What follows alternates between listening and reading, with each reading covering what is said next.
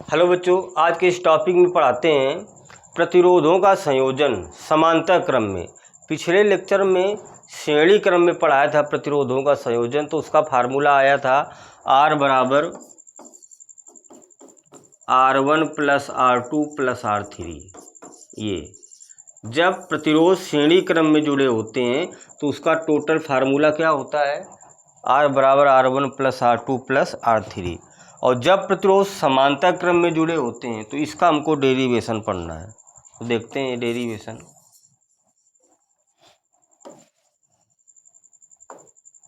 आइए इसका पहले चित्र बनाते हैं।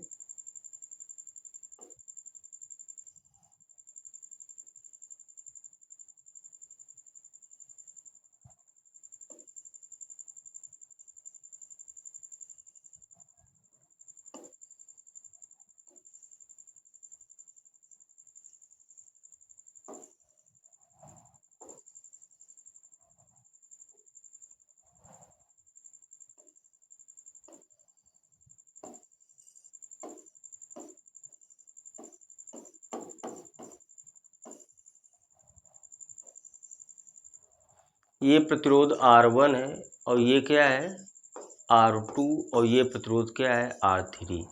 ये बिंदु मान लेते हैं A है और ये बिंदु क्या है B है। ये तीन प्रतिरोध जुड़े हैं समांतर क्रम में। देखते हैं, थोड़ी भाषा लिखेंगे। माना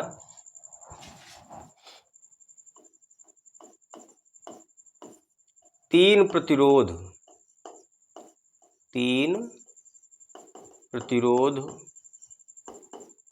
R1 comma R2 comma R3 A व B के बीच में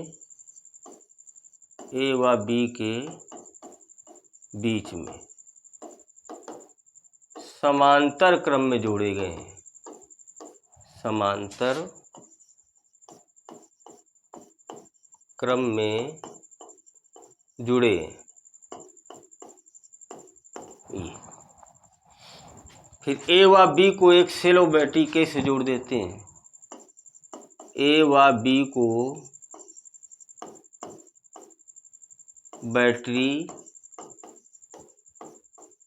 व कुंजी के से जोड़ देते हैं।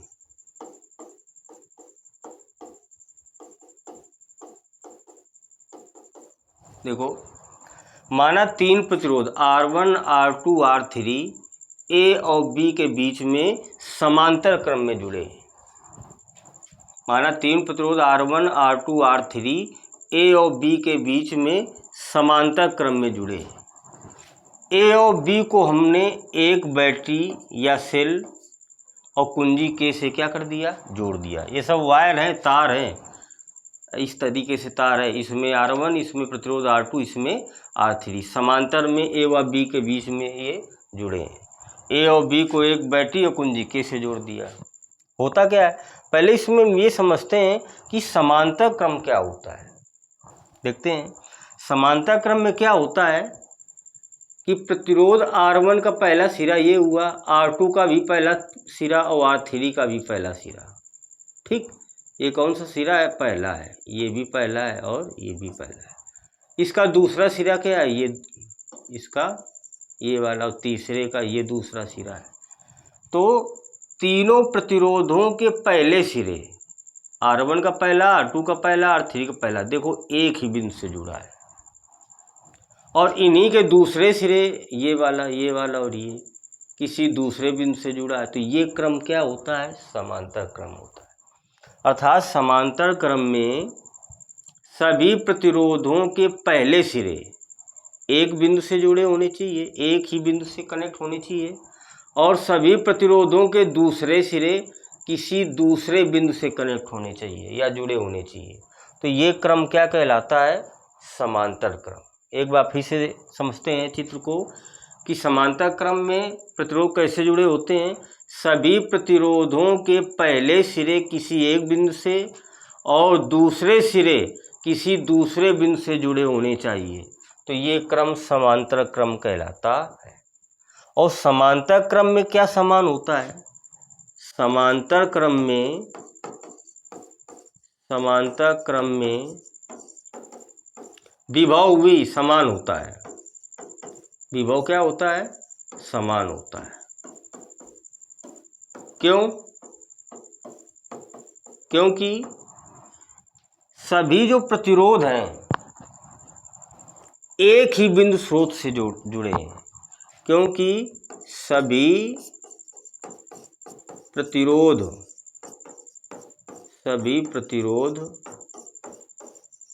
एक ही स्रोत से जुड़े हैं। एक ही स्रोत से जुड़े हैं। ये देखो, सभी प्रतिरोध R1, R2, R3 के प्रथम सिरे एक ही बिंदु से और सेकंड सिरे दूसरे बिंदु से।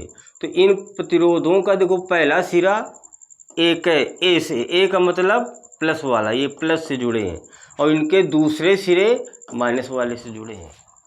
तो इन सभी प्रतिरोध जो हैं एक ही स्रोत से जुड़े हैं, इसलिए विभव क्या होगा? समान होगा। विभव किसका होगा? इस सेल का होगा, बैटरी का होगा। तो सभी प्रतिरोध प्लस से जुड़े हैं और इधर वाले माइनस से, तो एक ही स्रोत से जुड़े हैं, इसलिए समांतर क्रम में विभव क्या होता है? समान होता है। R1 के सिरों पर भी विभवांतर, R2 के सिरों पर भी विभवांतर, R3 के सिरों पर भी विभवांतर क्या होगा? बराबर होता है। अब देखते हैं, जब बटन के को हम क्या करते हैं? ऑन करते हैं, दबाते हैं। जब बटन के को दबाते हैं तो सेल से धारा आई, सेल से धारा कितनी प्रवाहित होती है? आई यहाँ से निकलेगी। बटन के को हमने ऑन किया, दबाया, तो सेल से धारा आई निकली। सेल से धारा आई निकलती है।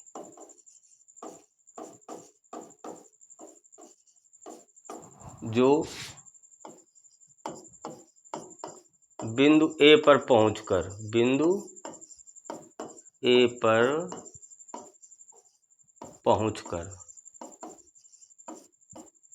तीन भागों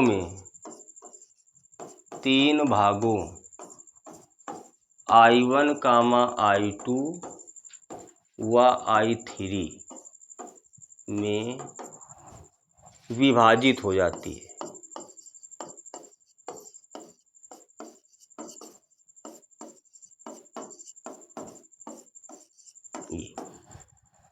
जब बटन के को दबाते हैं तो सेल से धारा आई निकलती है। ये बिंदु ए पर पहुंचकर तीन भागों में, देखो R1 में निकल गई I1 मान लेते हैं, और R2 में कितनी प्रवाहित हो गई? I2, और R3 में कितनी हो गई? I3। और ये धारा यहाँ पे मिलके पुनः धारा क्या बना देती है? I बना देती है। यानी धारा सेल से आई निकली थी, ए बिंदु पर पहुंचकर यहाँ से तीन रास्ताएं हो गई।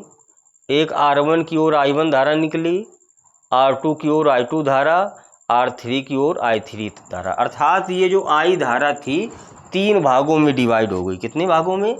तीन भागों में डिवाइड हो गई। देखो ये I धारा थी, यहाँ से कुछ R1 की तरफ I1, R2 की तरफ I2, R3 की तरफ I3। ये धारा इधर मिलेगी, I2 भी यहाँ मिलेगी, I3 भी बिंदु बी पर, पुनः धारा क्या बन जाएगी? I बन जाएगी। तो हम ये निकालते हैं कि R1 की तरफ I1 धारा प्रवाहित हुई तो कितनी प्रवाहित हुई, देखते हैं। तो लिखेंगे प्रतिरोध R1 में प्रवाहित धारा,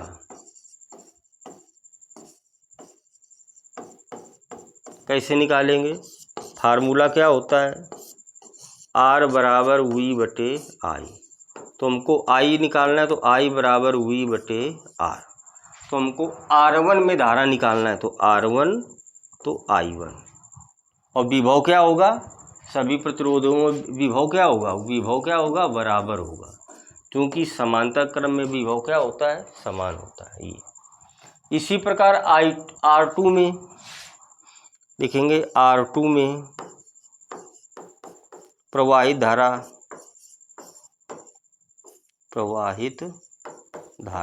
क्या आ जाएगा? I2 बराबर क्या आ जाएगा, V/R2। यही लगाएंगे सूत्र, R बराबर V/I, तो I बराबर V/R, तो R2 हो जाएगा। इसी प्रकार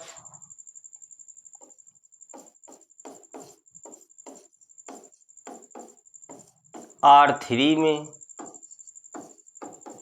धारा कितनी हो जाएगी, I3 बराबर, देखो R3 में धारा I3, तो क्या हो जाएगा, V/R3, ये हो जाएगा। अब धारा तो I निकली थी, यहाँ 3 भागों में डिवाइड होगी, तो A व B के बीच कुल धारा, तो I बराबर क्या हो जाएगा, I1 plus I2 plus I3। क्योंकि I धारा निकली थी, ये 3 भागों में क्या हो गई, डिवाइड, तो I किसके बराबर होगी, I1 plus I2 plus I3 का मान रख देते हैं। I बराबर, I1 का मान कितना है, V/R1, I2 का मान कितना निकाला है, ये V/R2,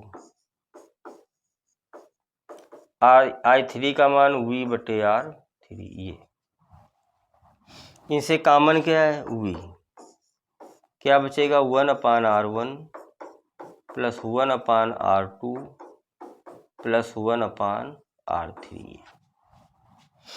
अब ये V को इसके नीचे ले आते हैं, तो क्या आ जाएगा, I/V बराबर 1/R1 plus 1/R2 plus 1/R3। देखो V को इसके नीचे ले आए, तो I/V को हम क्या लिख सकते हैं, चूंकि R बराबर V/I, तो इसका व्युत्क्रम उल्टा I/V बराबर 1/R, तो इसकी जगह हम लिख सकते हैं 1/R।